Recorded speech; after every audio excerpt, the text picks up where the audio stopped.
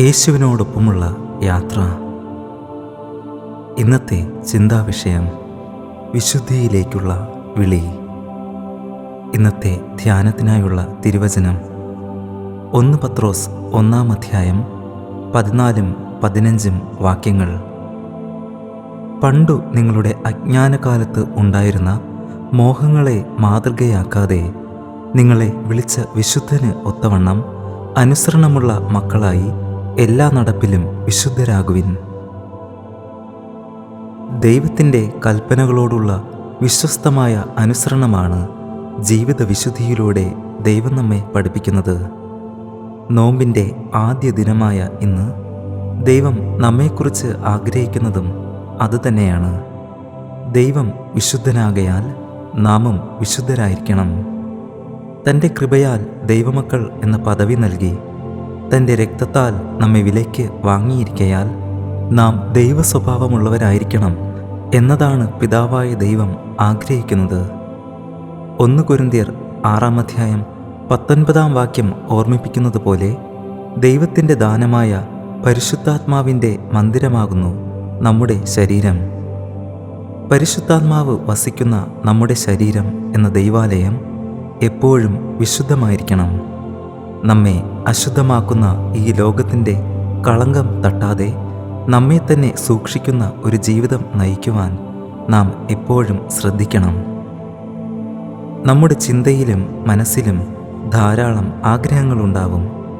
എന്നാൽ അവയൊക്കെ ദൈവവചനത്തിൻ്റെ വെളിച്ചത്തിൽ കൊണ്ടുവന്ന് വിശുദ്ധിയിലേക്കാണോ അശുദ്ധിയിലേക്കാണോ നമ്മെ നയിക്കുന്നത് എന്ന് ശ്രദ്ധാപൂർവം വീക്ഷിച്ച് തീരുമാനങ്ങൾ എടുക്കുവാൻ ദൈവം നമ്മെ ഓരോരുത്തരെയും ഇന്നും ഓർമ്മിപ്പിക്കുന്നു.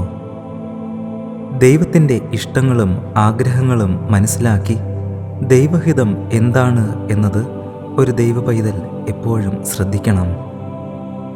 യേശുവിനോടൊപ്പമുള്ള ഈ യാത്രയിൽ ക്രിസ്തുവിനോട് ചേർന്ന് നടക്കുന്നതിൽ നിന്നും നമ്മെ പിന്തിരിപ്പിക്കുന്ന സകല അശുദ്ധിയും പാപവും ഭാരവും ഇന്ന് തന്നെ ഉപേക്ഷിച്ച് നമ്മെ നടത്തുന്ന കർത്താവിൻ്റെ കരങ്ങൾ പിടിക്കാം.